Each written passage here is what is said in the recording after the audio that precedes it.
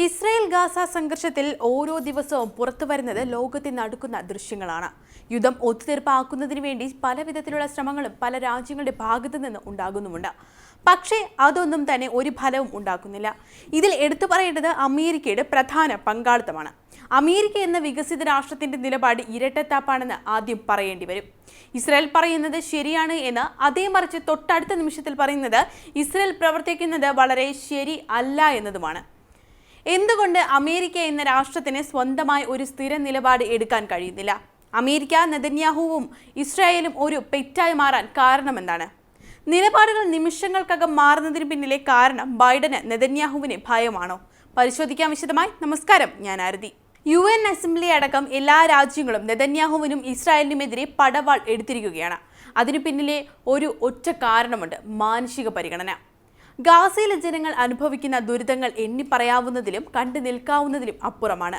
വെടിനിർത്തൽ ചർച്ച ഇതുവരെയും ഫലം കൈക്കൊണ്ടിട്ടില്ല. ദിനംപ്രതി പുറത്തു വരുന്ന വാർത്തകളും വീഡിയോകളും സ്ത്രീകളും കുട്ടികളും അനുഭവിക്കുന്ന ചൂഷണം ഒന്നും തന്നെ മനസാക്ഷിക്ക് നിരക്കാത്ത രീതിയിലാണ്.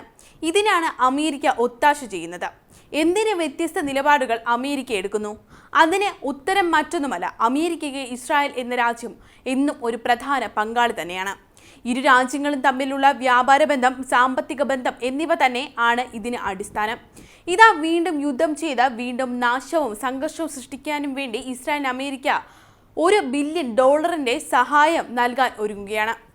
എന്ത് കണ്ടിട്ടാണ് അമേരിക്ക ഇത്തരം വൃത്തികെട്ട, മനുഷ്യന് നിരക്കാത്ത ക്രൂരത പ്രവൃത്തി ചെയ്യുന്നത്? ഏതൊരു രാജ്യത്തിനും വളരെ പ്രധാനം അവരുടെ വ്യാപാര പുരോഗതിയും സാമ്പത്തിക വളർച്ചയും തന്നെയാണ്. അതിൽ മാറ്റമൊന്നുമില്ല.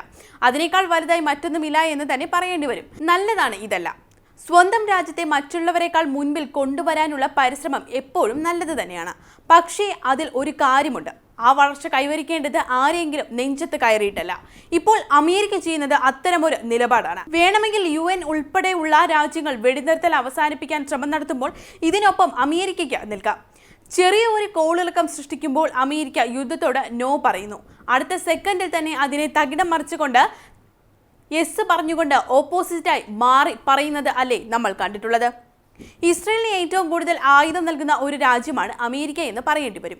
ഇത് തന്നെയാണ് നെതന്യാഹുവിനെ അനുകൂലിക്കുന്നതിനും പ്രധാനപ്പെട്ട കാരണം. ഇപ്പോൾ വീണ്ടും ആയുധം കൈമാറാനുള്ള നടപടിക്രമങ്ങൾ എല്ലാം തന്നെ തുടങ്ങിക്കഴിഞ്ഞു എന്നാണ് വാർത്ത വരുന്നത്. ടാങ്കുകളും മോട്ടോറുകളും ഉൾപ്പെടെയുള്ള ആയുധങ്ങളാണ് US നൽകുന്നത്. എന്നാൽ നമ്മൾ പറഞ്ഞതുപോലെ അമേരിക്കയുടെ ഇരട്ടത്താപ്പിന് ഒരു ഉദാഹരണം പറഞ്ഞു തരാം. നേരത്തെ റാഫയിലെ നടപടിയെ തുടർന്ന് ഇസ്രായേൽ ബോംബുകൾ നൽകുന്നതിന് US പ്രസിഡന്റ് ജോ ബൈഡൻ വൈകിപ്പിച്ചിരുന്നു. അത് കഴിഞ്ഞ് യുദ്ധം തുടങ്ങാൻ വീണ്ടും ആയുധങ്ങൾ നൽകാനുള്ള നടപടി പൂർത്തിയായെന്ന് പറയുന്നു. എങ്ങനെ സാധിക്കുന്നു ഇങ്ങനെയൊക്കെ? കഷ്ടം തന്നെ. റഫേൽ ഇസ്രായേൽ ആക്രമണം നടത്തുകയാണെങ്കിൽ ആയുധങ്ങൾ നൽകില്ലെന്നും ബൈഡൻ പറഞ്ഞിരുന്നു. ഇതിന് പിന്നാലെയാണ് വീണ്ടും ആയുധങ്ങൾ നൽകാനുള്ള നടപടികൾക്ക് US പ്രതിരോധ വകുപ്പ് തുടക്കം കുറിച്ചിരിക്കുന്നത്. അതേസമയം ഇസ്രായേലിന് ആയുധങ്ങൾ നൽകണമെന്ന് US ദേശീയ സുരക്ഷാ ഉപദേഷ്ടാവ് ജാക്ക് സള്ളിവൻ തിങ്കളാഴ്ച പറഞ്ഞിരുന്നു. ശക്തനായ രാജ്യമെന്ന നിലയ്ക്ക് അമേരിക്ക ശക്തമായ നിലപാട് സ്വീകരിക്കേണ്ടത് അനിവാര്യമല്ലേ?